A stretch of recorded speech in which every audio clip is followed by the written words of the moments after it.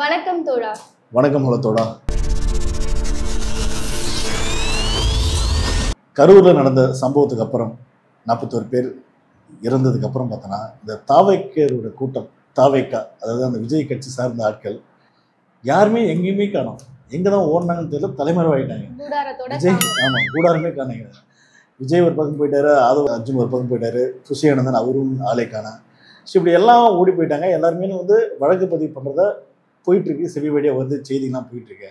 ஆனால் இந்த லைலாமணி, ராஜ்மோகன் இவங்க ஏன் ஓடி மறைஞ்சிருக்கிறாங்கன்னு சொல்லி சோசியல் மீடியாவில் ஃபுல்லாக கமெண்ட்ஸு மீம்ஸாக மாறிக்கிறாங்க. அடிச்ச அடியில வந்து அவர் ஒரு போஸ்ட் போட்டாரு.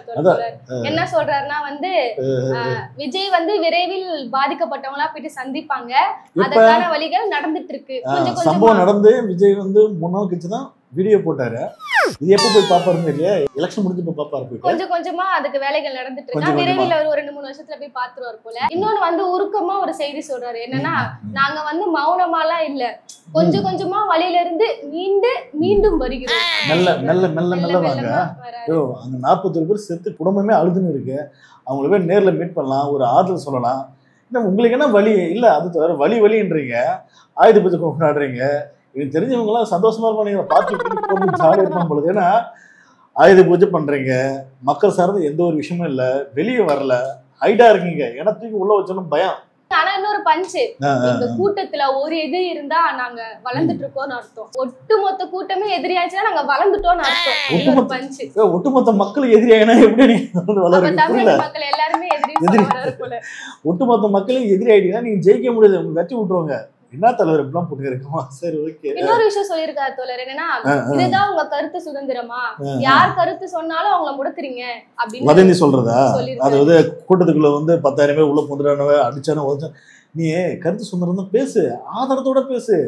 இல்லாத ஒண்ணு பேசினா வதந்தி கிளப்பினா தூக்கி உள்ள வைப்பாங்க.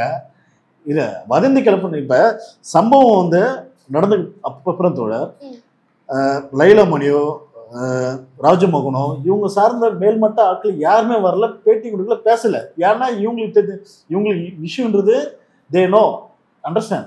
ஏன்னா நம்ம பேசினா எப்படி வந்து தப்பா மாறிடுன்னு சொல்லி. ஆனா கீழே இருக்கிற சின்ன சின்ன பசங்க தெரியுமா, ஆறுக்குள்ள இருக்கிற பசங்க, அந்த பசங்களுக்கு வந்து கொளுத்தி விட்டாங்க. போய் பேசி விடு, வதந்தி கிளப்பு, உள்ள போட்டுட்டாங்க, கத்தையில குத்துனாங்க, வெட்டு அப்படின்னு வதந்தி தான் நீங்க பேசிட்டு இருந்தீங்க. நீங்க உண்மையே ஆதாரமும் பேசல. நீ பேச, நீ இப்ப நீ பேட்டி கொடுக்குறீல்ல, நீ பேசு.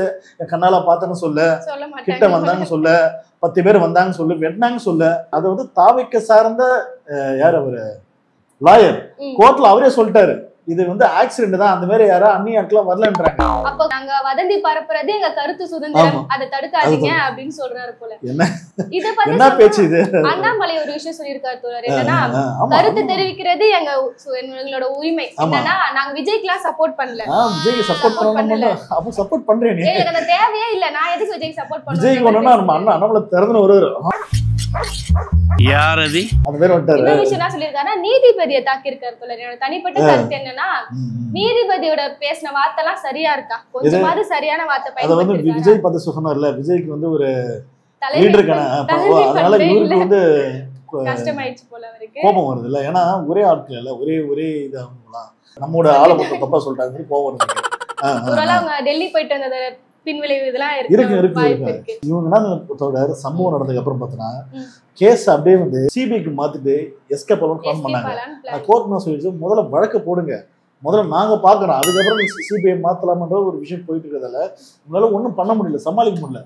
அதனால இப்ப என்ன அப்படியே ஒரு மாதிரி பாத்துருக்காங்க, எப்படா இந்த கேஸ் வந்து வெளியே வரலாம். கோர்ட் என்ன சொல்லுதுன்னா தோழர், என்னன்னா யார விமர்சிக்கணும்ன்ற அறிவு கூட இவங்களுக்கு இல்ல, அதனால இதை கண்டுக்காதீங்க, விட்டுருங்க. சமூகம் ஏன்னா அவங்களே பாக்குறாங்களே, எல்லாரும் உள்ள வச்சா நல்லா இருக்கும், என்ன பண்றது. நீதிபதிகளே வந்து டிஎம்கேன்னு பேசுறாங்கல்ல, அது சொல்றாரு, யாரு விமர்சிப்பதுன்னு ஒரு பகுத்தறிவே இல்லாம இருக்காங்க. அதனால இவங்க சொல்ற சர்ச்சைகள்லாம் வந்து கண்டுக்காதீங்க அப்படின்ற மாதிரி நீதிபதி சொல்லியிருந்தாரு. செந்தில் அவர் சொல்லியிருக்காரு.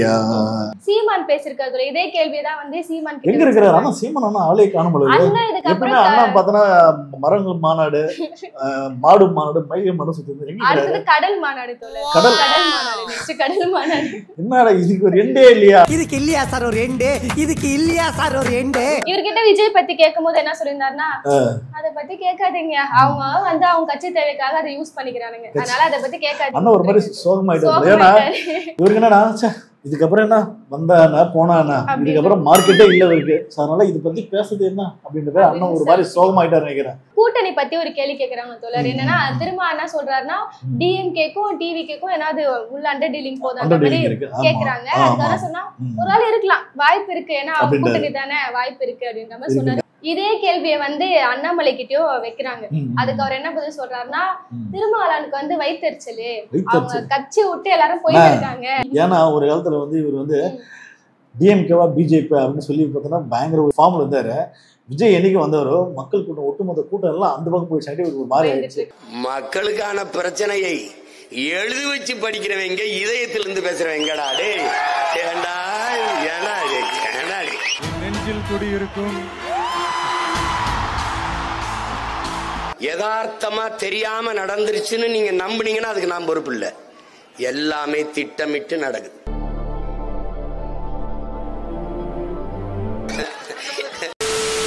இதுக்கப்புறம் நம்மள எவனும் சிஎம் எல்லாம் வந்து ஏற்றிக்க மாட்டாங்க. யாருக்காரு மார்க்கெட் காலினா, ஆமா அவர் அப்ப அப்படிதான் சொல்லியிருந்தாரு, அடுத்து சிஎம் தான் சொல்லியிருந்தாரு.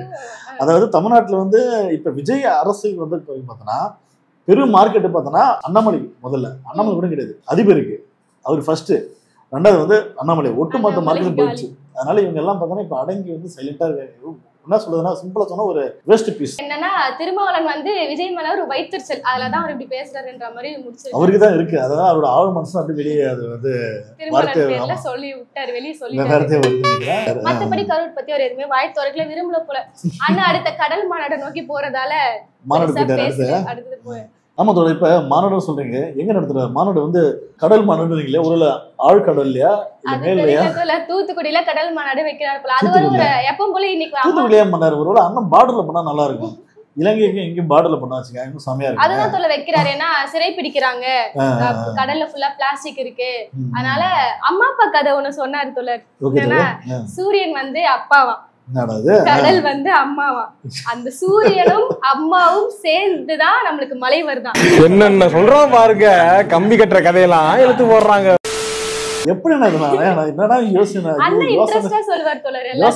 அவரோட வந்து நாலேஜ் அவர் ஒரு தனி வேர்ல்டு அவர் வாழ்றதுன்னு பார்த்தோன்னா ஒரு மாதிரி வந்து இல்ல மரம் செடி ஆகாயம் அந்த மாதிரி அது மனம் ஒரு இது ஆயிட்டு இருக்காது. நான் வெயிட்டிங் தோழர், எப்பதான் அவரோட கடல் மாநாடு என்ன பேசுவார நான் இன்ட்ரெஸ்டிங்கா வெயிட் பண்ணிட்டு இருக்கேன். கண்டிப்பா கண்டிப்பா. சரி ஓகே, இந்த சம்பவம் நடந்ததுக்கு அப்புறம் பார்த்தோன்னா டிவிக்கு சார்ந்த ஆட்கள் இன்னும் போய் மக்களை சந்திக்கல. விஜயும் பார்த்தோன்னா நாங்க அதுக்கான முன்னேற்பெல்லாம் பண்றோம், போய் பார்க்க போறோம் அப்படின்றாரு. போறேன் எப்ப போறாங்க தெரியல. சீக்கிரமே மக்களை சந்திச்சா ரொம்ப நல்லா இருக்கும்னு நினைக்கிறேன். பார்க்கலாம் தோழர், அடுத்த வீடியோல அதை பத்தி பார்க்கலாம். சரி, அடுத்த வீடியோ என்ன கண்டென்ட்ல பேசலாம்னு உங்க கருத்துக்களை வந்து கமெண்ட் செக்ஷன்ல சொல்லுங்க. கண்டிப்பா எல்லா கமெண்ட்டையும் பார்த்து நாங்க அடுத்த வீடியோ அதை பத்தி போடுவோம். நம்ம ஹலோ தோழர் சேனலை சப்ஸ்கிரைப் பண்ணிக்கோங்க. நன்றி, வணக்கம்.